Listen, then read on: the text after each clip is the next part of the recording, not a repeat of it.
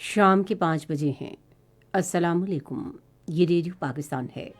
عرفانہ شاہین سے خبریں سنیے۔ اہم خبروں کا خلاصہ۔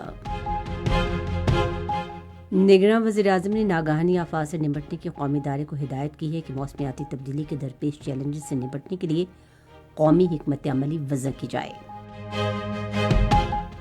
انفارمیشن ٹیکنالوجی کے وزیر نے آئندہ 3 برسوں میں انفارمیشن ٹیکنالوجی کی برآمدات $10 ارب تک بڑھانے کے لیے برآمدی حکمت عملی کا اجرا کر دیا ہے۔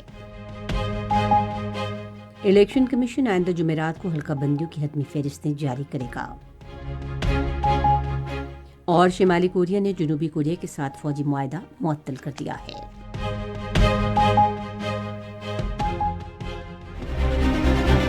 ریڈیو پاکستان کی آفیشیل موبائل ایپ، جہاں آپ کو ملے گی ریڈیو پاکستان کے تمام میڈیم ویوز اور FM چینلز کی لائیو سٹریمنگ، تازہ ترین خبریں، ریڈیو پاکستان کی دلچسپ پوڈ کاسٹ سروس اور بہت کچھ۔ تو ابھی وزٹ کریں radio.gov.pk/apps اور اپنے موبائل فونز پر ریڈیو پاکستان کی official mobile app download کریں۔ ریڈیو پاکستان، قوم کی آواز۔ خبریں تفصیل کے ساتھ۔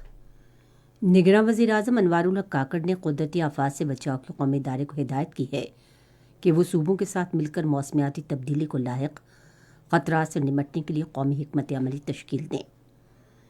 انہوں نے ان خیالات کا اظہار آج اسلام آباد میں نیشنل ایمرجنسی آپریشن سینٹر کے دورے کے موقع پر گفتگو کرتے ہوئے کیا۔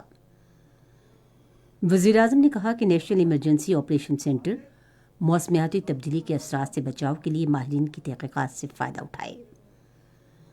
انہوں نے کہا کہ دنیا کو کوپ 28 اجلاس میں موسمیاتی تبدیلی کے اثرات سے آگاہ کیا جائے گا۔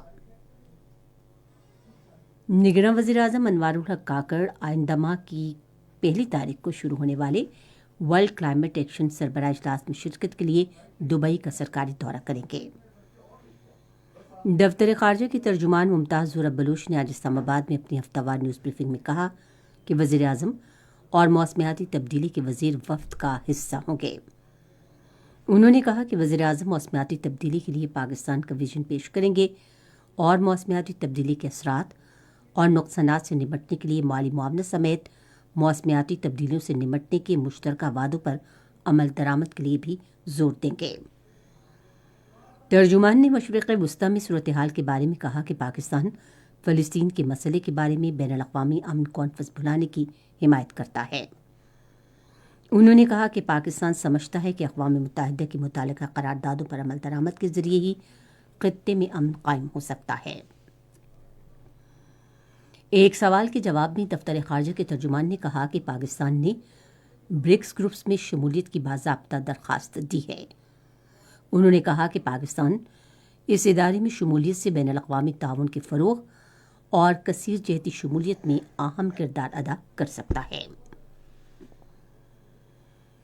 صدر ڈاکٹر عارف علوی نے روس کے ساتھ دو طرفہ تجارت اور اقتصادی تعلقات بڑھانے کے لیے طویل المدت کثیر جہتی اشتراک عمل کی ضرورت پر زور دیا ہے۔ آج اسلام آباد میں روس کے سبکدوش ہونے والے سفیر جینیالا گینچ سے گفتگو کرتے ہوئے انہوں نے روس کے ساتھ تجارت، معیشت، غذائی تحفظ، توانائی اور دفاع سمیت تمام شعبوں میں پائیدار شراکت داری کے قیام کی پاکستان کی خواہش کا اعادہ کیا۔ انفارمیشن ٹیکنالوجی اور ٹیلی مواصلات کے نگراں وزیر ڈاکٹر عمر سیف نے پہلے قومی IT ایکسپورٹ لائحہ عمل کا اجرا کیا ہے۔ اس لائحہ عمل کا مقصد آئندہ 3 سال میں ملک کی IT کی برآمدات کو $10 ارب تک بڑھانا ہے۔ انہوں نے اسلام آباد میں لائحہ عمل کے اجرا کی تقریب سے بطور مہمان خصوصی اظہار خیال کرتے ہوئے کہا کہ انفارمیشن اور کمیونیکیشنز ٹیکنالوجی وہ واحد کنجی ہے جو معیشت کو مستحکم کرنے کا دروازہ کھول سکتی ہے۔ انہوں نے کہا کہ ادارہ جاتی رکاوٹیں دور کرنے میں خصوصی سرمایہ کاری سہولت کونسل کا اہم کردار ہے۔ وفاقی وزیر نے امید ظاہر کی کہ خصوصی سرمایہ کاری سہولت کونسل کا فورم پاکستان میں مزید براہ راست غیر ملکی سرمایہ کاری لائے گا۔ بعد میں ذرائع ابلاغ کے ساتھ گفتگو کرتے ہوئے ڈاکٹر عمر سیف نے کہا کہ آئی ٹی کمپنیوں کو سہولت فراہم کرنے کے لیے اسٹیٹ بینک کے تعاون سے ڈالر ریٹینشن اکاؤنٹ متعارف کرائے جا رہے ہیں۔ الیکشن کمیشن نے اس ماہ کی 30 تاریخ کو حلقہ بندیوں کی حتمی فہرستیں شائع کرنے کا فیصلہ کیا ہے۔ یہ فیصلہ آج اسلام آباد میں چیف الیکشن کمشنر سکندر سلطان راجہ کے زیر صدارت الیکشن کمیشن کے ایک اجلاس میں کیا گیا۔ اجلاس کو بتایا گیا کہ کاغذات نامزدگی کی چھپائی اور انتخابات کے لیے ساز و سامان کی خریداری مکمل کر لی گئی ہے۔ غزہ میں گزشتہ ماہ کی 7 تاریخ سے اب تک 14,500 سے زائد شہری شہید ہو چکے ہیں، جن میں 6,000 بچے شامل ہیں۔ فلسطینی حکام کے مطابق 7 اکتوبر سے پہلے اسرائیلی جیلوں میں 5,200 قیدی تھے اور گزشتہ چند ہفتوں میں ان کی تعداد دوگنا سے زائد ہو گئی ہے۔ خبریں ختم ہوئیں۔ مزید خبروں اور تجزیوں کے لیے ہماری ویب سائٹ ہے radio.tv.pk اور فیس بک کے link radio Pakistan news official پر آپ ہماری ان خبروں کی براہ راست ویڈیو اسٹریمنگ بھی ملاحظہ کر سکتے ہیں۔